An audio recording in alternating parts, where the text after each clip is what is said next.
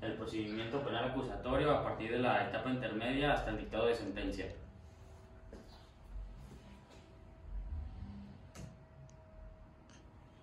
La etapa intermedia. La audiencia intermedia inicia con la acusación y tiene por objeto el ofrecimiento y la admisión de las pruebas, así como la depuración de los hechos controvertidos, que será en materia de juicio oral, y finaliza con el dictado de auto de apertura a juicio oral.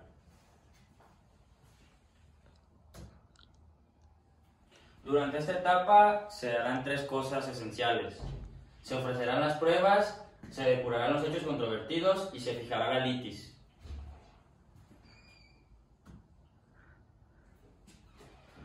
La acusación. Durante esta etapa se va a formular lo que es la acusación. Esta deberá de contener los siguientes puntos. La individualización de él o de los acusados.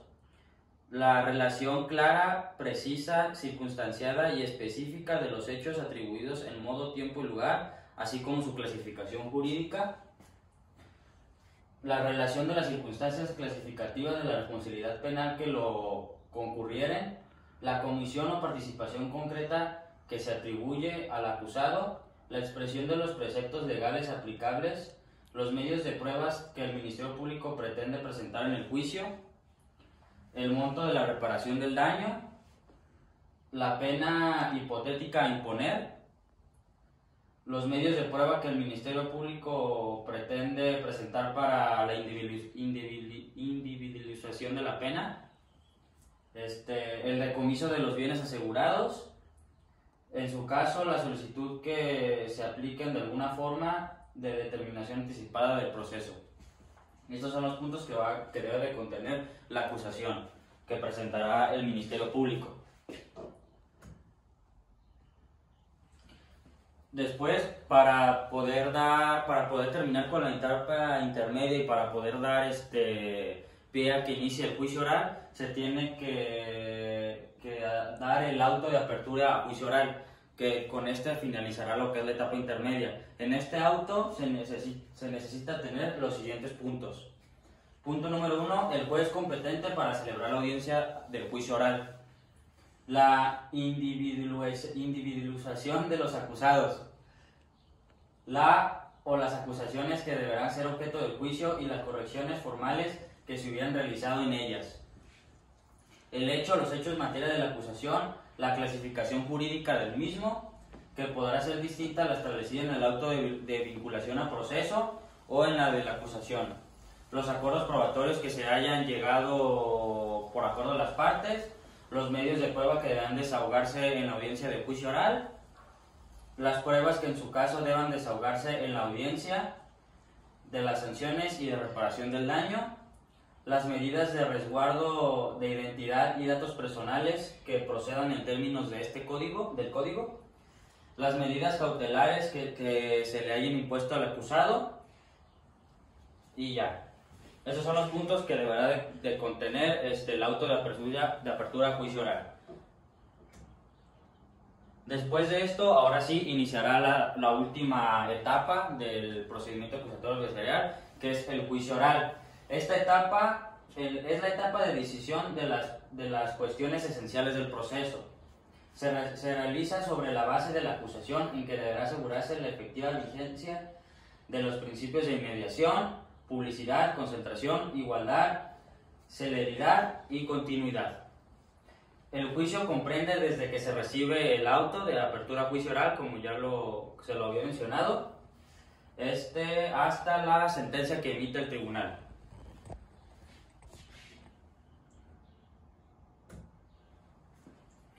Las etapas de este juicio. Entonces, el juicio inicia con el acto de apertura. Enseguida se resuelven las cuestiones preliminares. Posteriormente, las partes formulan sus alegatos de apertura. Se reciben o desahogan las pruebas. Aquí en la etapa intermedia se ofrecen las pruebas, y hasta la etapa de juicio oral es cuando se desahogan estas pruebas. Una vez que concluye el desahogo de la prueba, se recibe la declaración del acusado si éste tiene voluntad de declarar en relación con los hechos. Las partes formulan sus alegatos finales, sus conclusiones y últimos puntos de vista que quieran dar al juez, y el juez deliberará acerca de la culpabilidad o inocencia del acusado. Emite el fallo de condena o absolución, ya sea el caso, y finalmente se explica la sentencia y engrosa la versión escrita al registro correspondiente.